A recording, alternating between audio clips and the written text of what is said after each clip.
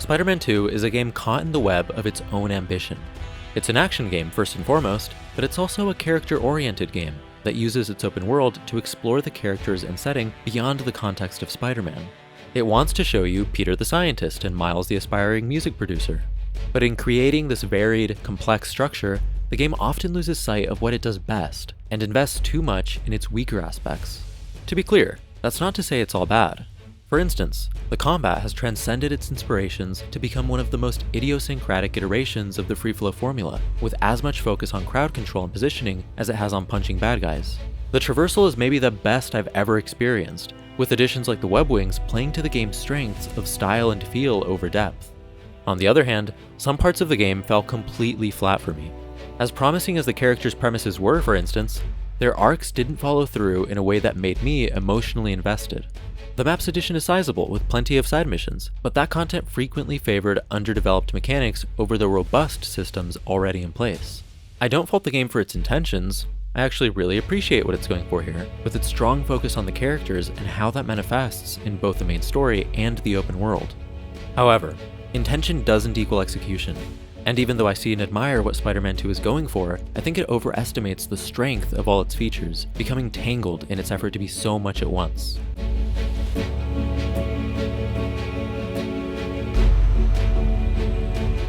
For the sake of accessibility, I want to include a brief, spoiler-free overview of my thoughts on the story of Spider-Man 2 before heading into more in-depth spoiler territory. If you don't want spoilers, I'll make it very clear when that section is about to start, and you can skip ahead to the next one, which I've labeled in the description. With this preface out of the way, here are my spoiler-free thoughts on the plot of Spider-Man 2. As enthrallingly flashy as Spider-Man 2 can be, I think the success of its character-oriented plot hinges on whether or not it has deep, interesting characters that make the player want to spend time with them, seeing them grow as they overcome or even succumb to obstacles. Characters like these elevate everything, from the moment-to-moment gameplay to the enormous set pieces, by investing the player emotionally on that smaller, personal level, thereby making the larger-than-life stuff more than just spectacle. Unfortunately, despite the game's ambitious plot, I didn't find a single character that did that for me in Spider-Man 2. Fundamentally, it's your classic Spider-Man story, with both Peter and Miles struggling to find balance between their commitment to the Spider-Man role and their personal lives.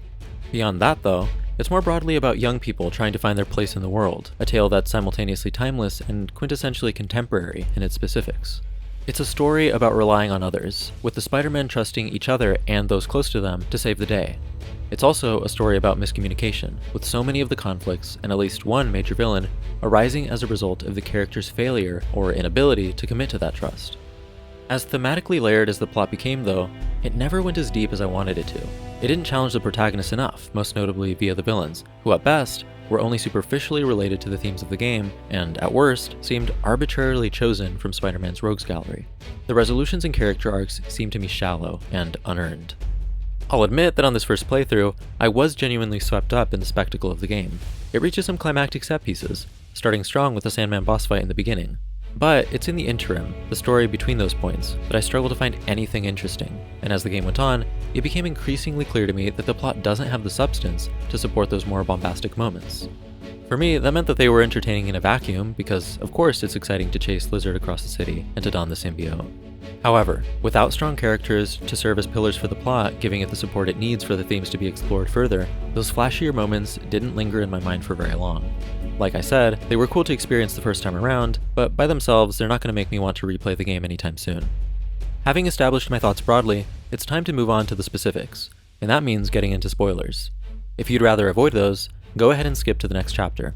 Otherwise, keep on watching. Although I think all of the characters have compelling premises, Spider-Man 2 has disappointingly little interest in examining them far beneath the surface. I'll start with the good. Peter is looking to drop his role as Spider-Man in order to contribute good to the world in other ways, making his dynamic with Miles much more interesting, since he's Peter's future successor rather than just a mentee.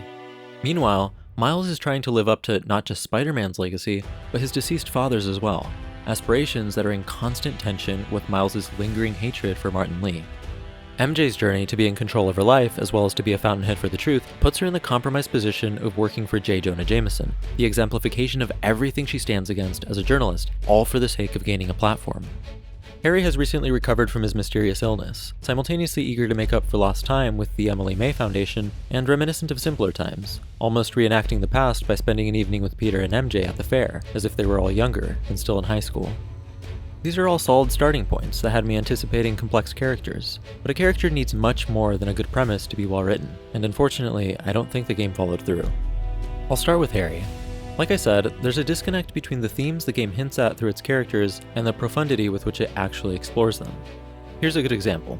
Near the beginning of the game, Harry invites Peter on a bike ride, casually giving him a bike that looks identical to one that Peter used to own. We know Harry is super rich, and the resources he'd need to find some old bike Peter used to own in a city as big as New York would need to be enormous. But Harry isn't one for grandeur, as we can see when he downplays the situation. Even if he is telling the truth and it really is just a similar bike, he went through all the trouble of making it look exactly like Peter's old one. So here we see Harry's contradictory nature, which I mean in a good way. Contradictions make for more interesting characters. He seems to almost want to forget his privilege, but he'll take advantage of it when he deems it worthwhile, for purely sentimental reasons as with the bike, or to enact positive change onto the world with the Emily May Foundation. His character is an opportunity for the game to explore some complex, topical ideas about privilege and life and death, what people with power owe to others, what it means to inherit power that was won unethically, what the next step is for someone who nearly died but was miraculously saved. And the game has answers to those questions, but I didn't find them compelling. Spider-Man 2 seems content with addressing these topics on a superficial level. For instance, Harry gives back to the world with the Foundation. He operates it, for the most part, independently of his father, and upon recovering from his illness, his priorities are to reconnect with his old friends and hunker down to do some work at the EMF. But the game doesn't bother exploring these topics to a more meaningful extent. Look, this might seem nitpicky. You might think it's silly that I apparently want Spider-Man 2 of all things to be some sort of philosophical statement. The point I'm trying to make is that the game asks and answers these questions, and when these questions and answers make up so much of the characters, I want them to be compelling so that the characters are compelling.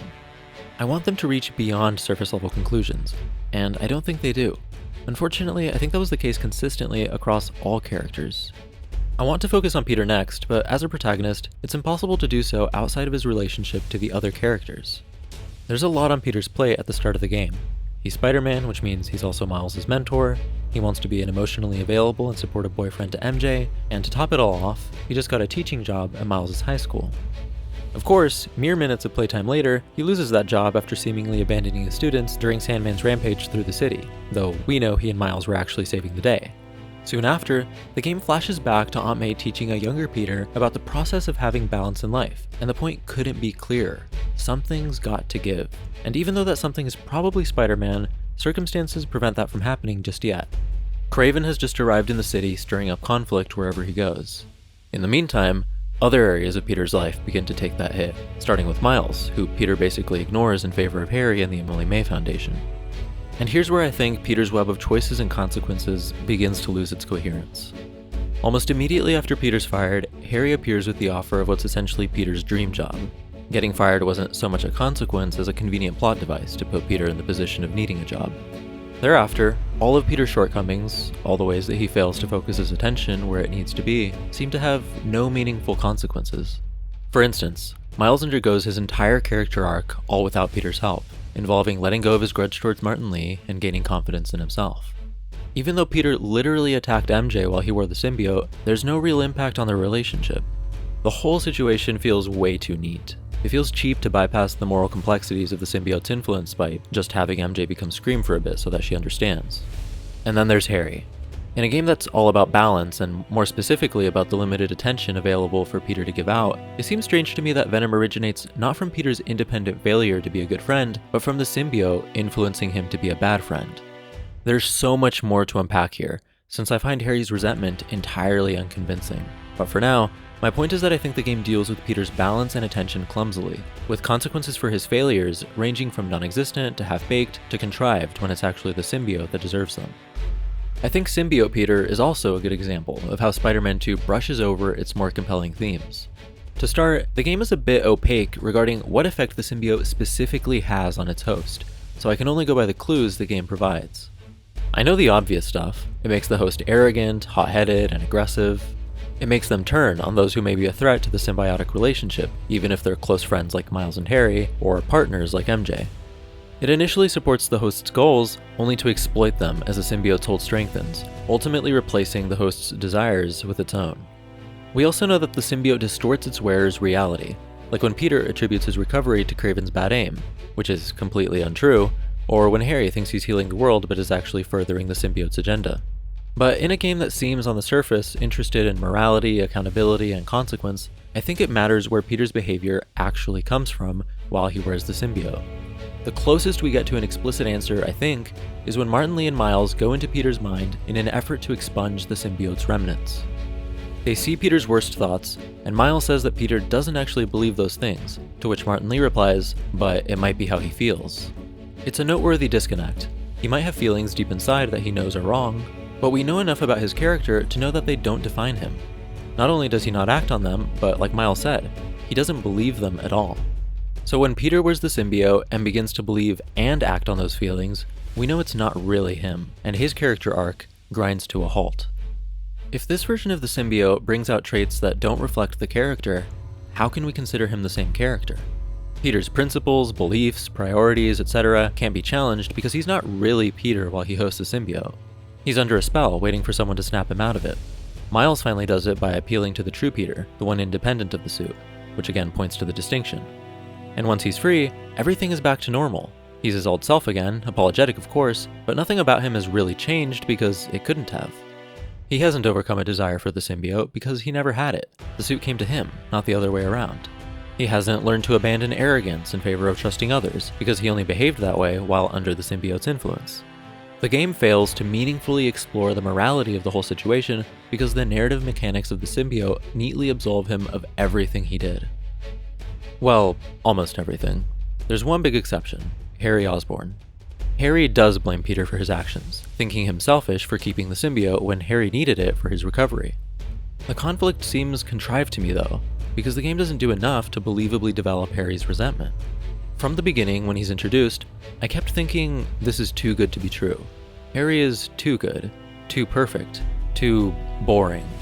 He's the best friend Peter and MJ lost. He offers Peter the dream job he needs now more than ever.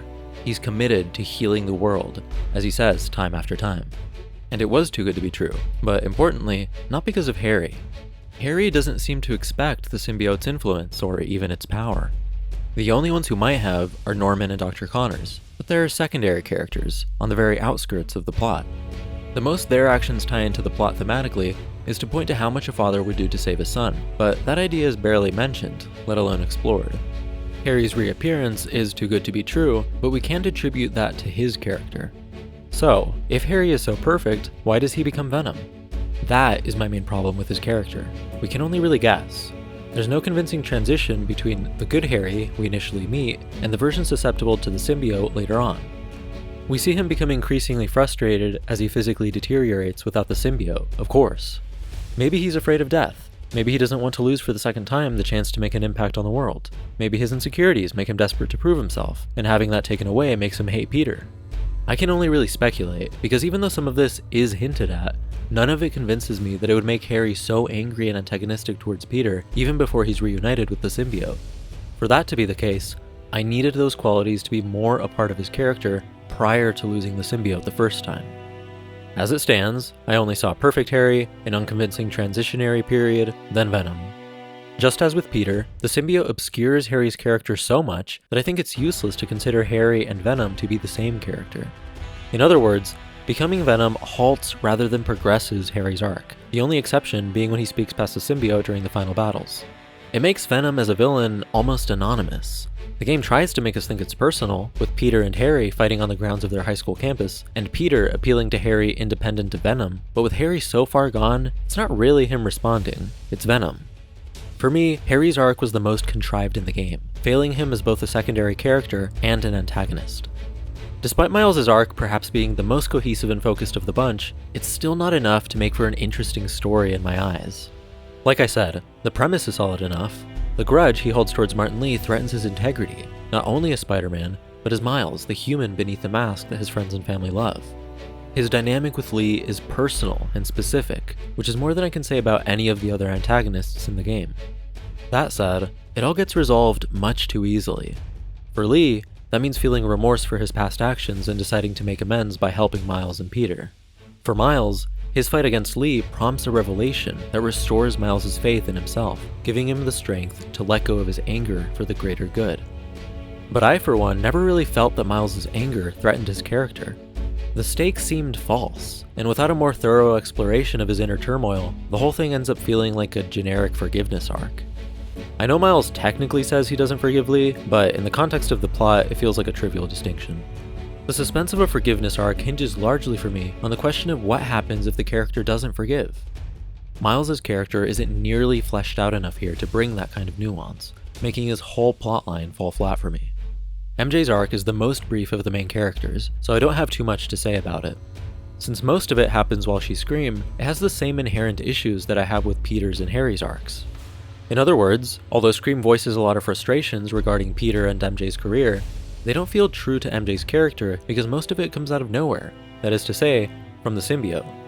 Outside of that, MJ is a supportive girlfriend who tries to steer Peter in the right direction.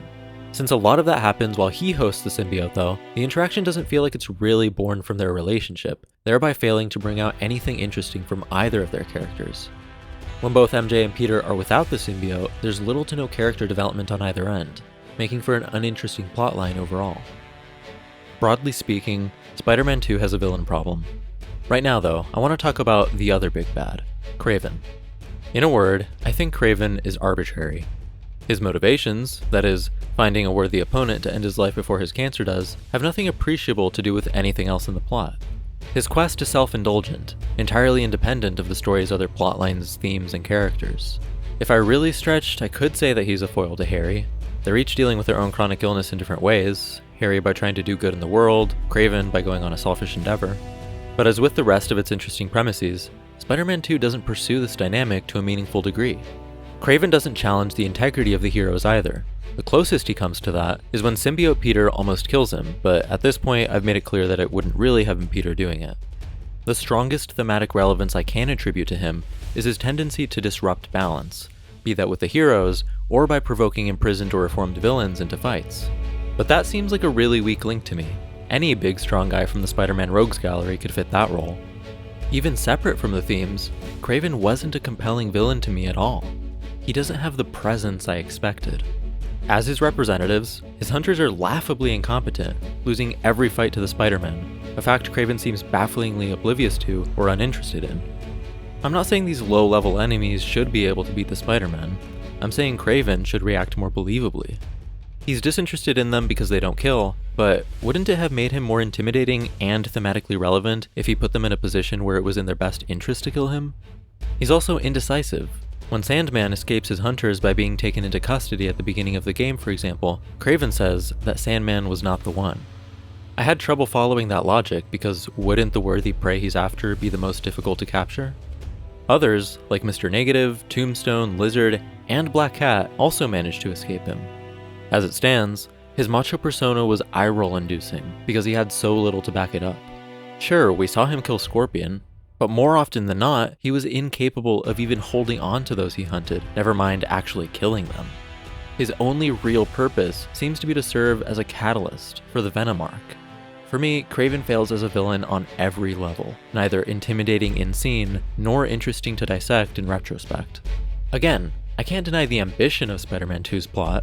There are so many moving parts, themes, multiple main characters, and multiple villains, each with their own desires and motivations, and the set pieces are genuinely cool. But way too often, those moving parts don't seem carefully engineered so much as aimlessly flying around.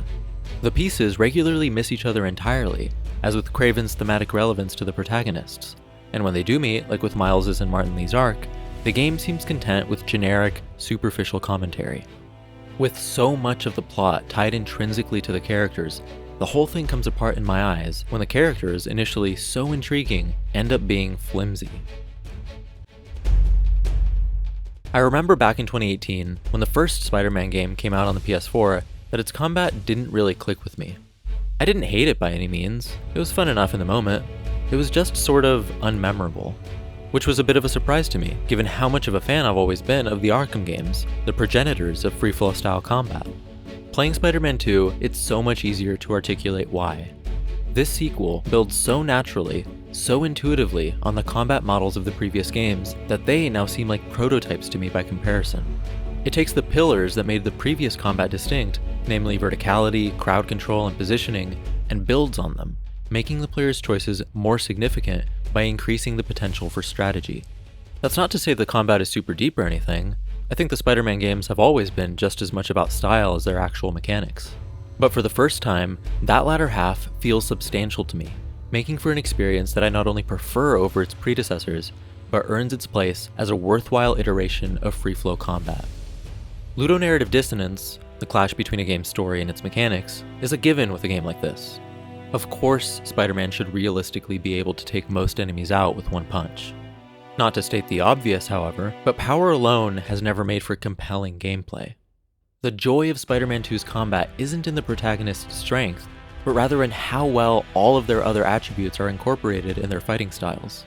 I think of it as crowd control via mobility. This is what I mean. Taken as one unit, enemy encounters can be overwhelming, with several opponents on the ground surrounding you, flying enemies swooping in from the air, and gunshots coming in from off-screen. Again, not to state the obvious, but these conflicts aren't meant to be confronted as a single unit. They're meant to be broken down. And that is what I think is so special about the combat in Spider-Man 2. There are so many ways to do that, all building from the foundation of the previous entries. Take air combat, for instance, which allows you to focus on one enemy by separating them from the rest. In the first game, it was restrictive. From the air, there wasn't much interaction with enemies on the ground. Some of the abilities you had on the ground weren't available in the air at all, and there weren't many options to prolong your airtime. By comparison, air combat is much more flexible here. First, there are more ways to interact with ground enemies, like by bouncing an airborne enemy off of them, or these web yanks, which are carried over from the ground moveset and let you pull individual enemies wherever you want, even off rooftops. Bouncing off of enemies has the added benefit of keeping you in the air, as does the web swing combo. It all feels more fleshed out here. It keeps the point of the air combat, which is basically to divide and conquer, but doesn't make it feel like a compromise, with more crossover between the ground and air movesets. Peter and Miles each have their own distinct, rechargeable abilities that let them stun enemies to give you some breathing room, abilities that elevate several enemies at once, and abilities that propel them across the fight in case you want to get out of a hectic area or move to a particular enemy. It's all about positioning, having control over exactly where you and your enemies are. That's what makes the sequel's combat so special in my eyes. It's far outgrown the prior versions, becoming as much about influencing the placement of enemies as it is about punching them. Ultimately though, Spider-Man 2 doesn't want you to think of it as a strategy game, so although it rewards you for using abilities with intention, it doesn't punish you for choosing moves randomly. It doesn't disrupt the flow of gameplay by pushing you to be super deliberate. In a game like this one, I enjoyed that. The gameplay feels really great, maintaining the superhero fantasy despite presenting the player with challenging scenarios. Part of that feeling came from the momentum I would build up in combat, momentum that would be ruined if each move held too much importance.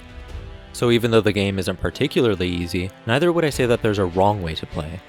I think that's also a result of how cohesive the moveset is. For example, let's say you're feeling overwhelmed by several ground enemies. You have a lot of options. You can use an ability to reach another part of the battlefield almost instantly, use a gadget to stun nearby enemies, or start air combat to focus on one opponent at a time. You get a similar result, that is, control of the fight, but in very different ways, showing how intuitive and user-friendly the moveset is as a whole. The introduction of the parry mechanic is the only exception where there is only one right answer, which felt a bit out of place for me given the way the rest of combat is structured. I'll admit that I never really got the hang of it, but the damage you take when you fail the parry isn't so devastating that it ruined my experience, it just felt like an odd addition. Still, combat remains very accessible while having a decently high skill ceiling for players that take advantage of all the options. As solid as the moveset is, no combat system is complete without some good enemies to push back, targeting the player character's vulnerabilities and countering their strengths. Although there isn't a huge variety, I think they were each well designed enough that the game made up for it with the combination of enemies I'd confront, especially given the short runtime of the game, which for me was about 30 hours to reach 100%. Sure, you have your basic enemy types that run up to punch you or shoot at you from a distance, but you also have more bespoke enemies. For instance, Kraven's robotic dogs would disable my rechargeable abilities until I'd take them out. Some enemies knew to evade my web strikes or had to escape from air combat, and some would shoot a net to temporarily incapacitate me, giving their allies time to rush me while I'd struggle to free myself. There are only a few enemy factions and only several enemy types within each of those, but again, There's a nice cohesion to how their abilities interact with yours, which made them entirely adequate for my playthrough. As good as the combat is in Spider-Man 2, the boss battles felt a bit safe to me. That's not to say they're bad. The parry, for instance, felt much more at home to me in these fights, since I had the time to learn and adapt to the boss's movesets. Boss encounters felt more traditional in that regard. Low-level enemies were usually absent, so the positioning and crowd control that I associate with the game's combat were out the window, replaced instead with a one-on-one cadence of dodges, stuns, and beatdowns. And there was one fight in particular that played with not knowing where the boss was and where they'd strike from next, as well as an environmental distraction that made sense narratively and made the fight more exciting. But for the most part, the bosses didn't push me to play in ways that surprised me, and relied a bit too much on spectacle, like with the lizard chase across the city or the Sandman fight at the beginning of the game. Like I said before, those scenes were exciting in the moment, but I needed the gameplay to match for them to be truly memorable. Without that, they didn't feel as inventive as the regular combat. Just as with Spider-Man 2's melee combat, I'm uninterested in whether or not the game's stealth missions are realistic. I don't really care if they lack a strong, in-world explanation. What I do care about is justification in the gameplay, and unfortunately, just as with the previous games, I think Spider-Man 2 fails in that respect. It's not just stealth either. There are several instances when the game deviates from its usual gameplay to its own detriment. I think there's an inherent problem with briefly presenting entirely new modes of gameplay partway into a game. Since the player isn't going to spend much time with them, fleshing them out risks overwhelming the player, while keeping the new mechanics simple might make them boring. At multiple points, the game insists on moving away from its strengths, that is, combat and traversal, to instead focus on half-baked mechanics. There is no example more egregious to me than the game's stealth missions, which came up way too often for how milquetoast I thought they were. I imagine they're there for pacing because their mechanics did not justify their frequency to me. I'll run you through the typical stealth loop. First, I'd scan the area to check if my target was visible to other enemies. If they weren't, I'd take them out with a single press of a button, either by pulling them to me or leaping at them. If they were visible to other enemies, I'd shoot webs at nearby objects in the environment to lure the others away. Finally, I'd take out my target, zip back up to cover, and then repeat the process. Most enemy types don't seem designed to complicate the stealth formula, so there's no interesting dynamic between their abilities and those of the player character. It's missing the back and forth that makes melee so compelling. On top of that, the environments present only the illusion of complexity, with their multiple floors and wide open, asymmetrical layouts that upon closer inspection did little to challenge my tactics. The multiple floors could have prevented me from depending on elevation to stay hidden, but anytime a drone would start to notice me, for instance, eliminating them was just a button click away, then it was back to the rafters. The open layouts could have limited the number of vantage points, but Spider-Man 2 introduces the web line, allowing the player to create a vantage point almost anywhere they want. If stealth was more dynamic, if the enemies had more abilities unique to this approach, if the environments pushed back more, then I think it would be a more engaging system that stands on its own. Admittedly, you can choose to bypass stealth in favor of melee in these encounters, but to me that just shows how little confidence the game has in its stealth framework. As it stands, stealth in Spider-Man 2 didn't receive even close to the same treatment that its melee system did, idling instead as the lesser of the game's two main modes of combat. I think the MJ sequences are a bit different because they do have a strong narrative premise that I actually like. As a part of Team Spider-Man, MJ is ready to contribute however she can, even if that means fighting bad guys. It also makes sense for the game's broader themes about trusting and working together with others. The player doesn't just see, but performs those contributions. Once again though, my issue is on the gameplay front. In temporarily switching genres, there isn't time for the mechanics to develop to an interesting extent. The MJ missions consist of a combination of stealth and cover shooting. Narratively, my problem is that the weight of her efforts is reduced when the opposition is so laughably dumb and easy to outmaneuver. This stealth gameplay loop looks like this. Throw a rock to lure an enemy, and sneak up on them to take them out silently. Not only is the core of it as basic as it gets, but the game kneecaps its efforts to build on it with enemies that are way too forgiving with their detection, meaning that groups of them are as easy to manipulate as individuals. Later in the game, MJ missions adopt the cover shooter genre, but the same issues of overly simplistic mechanics remain. Without engaging gameplay to back up the plot, these levels didn't work for me narratively either. I found a few more instances of underdeveloped deviations from the usual gameplay. Some side missions involve logic puzzles that only superficially correspond to the narrative, like Miles scanning the environment and pulling some doors open at specific angles to get into Prowler's hideouts, or Peter doing science, which in practice is just adding and removing little colored icons from an array. I know the point is to show the protagonists outside of being Spider-Man, as well as to provide some slower moments for pacing, but it just didn't work for me. They felt like distractions from the game's strengths, and unfortunately it was a pattern, with several minigames and genre transitions that didn't earn their place in my eyes. Even more than melee combat, Traversal in Spider-Man 2 has a big focus on feel rather than mechanical depth. Sure, it helped that I was conscious of things like my momentum and the building's idiosyncrasies to maintain a high speed, but just like combat, as long as you have a decent grasp of video game controls, there isn't really a wrong answer. This is also the one exception where I think the mechanics actually benefit from not being complex. In a superhero fantasy like this, I don't think traversal should be a chore. The game doesn't need to push back on your abilities. The fundamentals from the previous games make a return, swinging, diving, web zipping, but there are welcome additions that reinvigorate it. Corner swinging, turning a dive into a 360-degree loop, and most importantly, gliding. Gliding feels great. The animations convey the wind's resistance, prompting me to make micro adjustments to maintain course without feeling like I'm fighting it. Starting a glide involves just clicking the triangle button, but as straightforward as it is, it didn't let me ignore those other mechanics.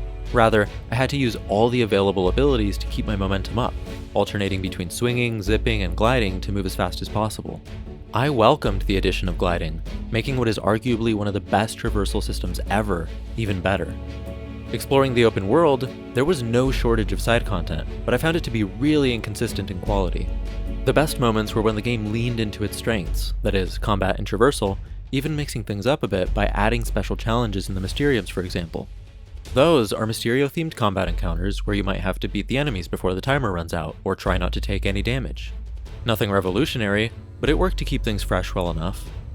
On the other hand, there's a lot of tedious busy work.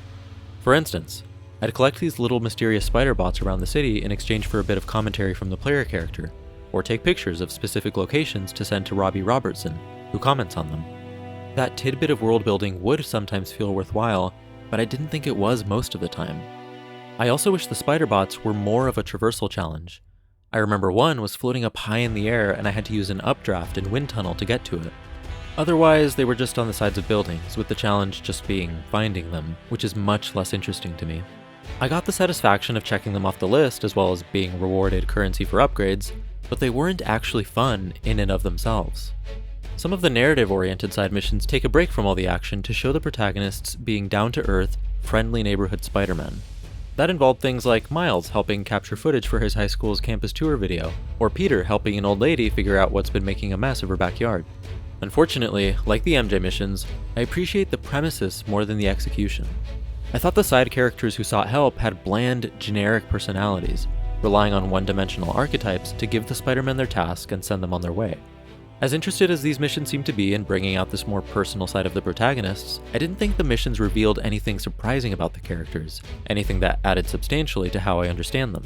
The one exception is one mission that flashed back to a flustered, younger Peter on his way to pitch his work to J. Jonah Jameson for the first time, which I actually thought was pretty fun narratively. I wanted to be emotionally invested in these subplots in general, since I genuinely liked a lot of these concepts, grounding the Spider-Men, bringing them face to face with the people of New York. In execution, though, I found little to care about. I'm conflicted trying to come up with a verdict about Spider-Man 2, but I think that's only natural when I see such a wide gap in quality between its best and its worst. Did I have fun playing it? Yes. Did the plot and side content often overshadow that fun gameplay? Also yes. I don't dislike any of what Spider-Man 2 tries to do in concept. This is a mature game in the sincere way that it handles its themes and characters, trying to bring out the nuance of their development and dynamics. I legitimately appreciate that, and I think the video game medium, with its relatively long runtimes, is a great place to explore in depth both the mundane and the spectacular moments of being a superhero. But the writing just wasn't there for me, and apart from the core gameplay, unengaging mechanics held back whatever promise certain narrative elements initially had. Of course, that means it wasn't all bad. The combat and traversal really carried the game for me, but I didn't experience those parts in a vacuum. It was always in the context of the plot and open world, and since those elements seemed so severely lacking to me, the overall experience tempered the game's highs. Like I said in the beginning, Spider-Man 2 is ambitious, but even after doing so much, it lacks that key abstract trait for me: memorability. I enjoyed parts of it in the moment, but without more highlights, I'm not going back anytime soon. If you enjoyed the video, consider leaving a like, and if you want more like this, subscribe and ring the bell. This is my first time doing a plot critique with spoilers, so if you watched that part, let me know what you thought in the comments, as well as whether or not you'd be interested in more content like that. Thanks for watching.